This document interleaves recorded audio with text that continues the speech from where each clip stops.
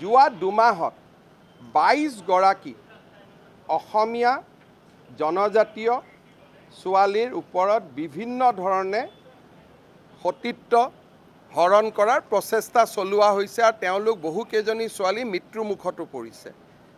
শিৱসাগৰৰ ৰাইজে যি ধৰণৰ প্ৰতিবাদ কৰিলে, শিৱসাগৰ ৰাইজক মই ধন্যবাদ জনাইছোঁ। বাকী অঞ্চলৰ ৰাইজেও য'তেই ছোৱালীৰ ওপৰত অত্যাচাৰ হয় তেনেকৈ গৰজি উঠিব লাগে। আজি ঢেকীয়াজুলিত ঘটনা হৈছে, ঢেকীয়াজুলিত ৰাইজ গৰজি উঠিব লাগে, বৰপেটাত গৰজি উঠিব লাগে, দুধনৈত গৰজি উঠিব লাগে। 22টা ঘটনা হৈছে যোৱা দুমাহত। গতিকে শিৱসাগৰৰ ৰাইজৰ পৰা আমাৰ নামনি আৰু মধ্য অসমৰ ৰাইজেও শিকিব লাগে। আৰু নামনি আৰু মধ্য অসমতো যেতিয়া ছোৱালীৰ শ্লীলতা হানি কৰা হয়, সতীত্ব নষ্ট কৰা হয়, তেতিয়া তেওঁলোকৰ ওপৰতো সমাজখন বাঘৰ দৰে জঁপিয়াই পৰিব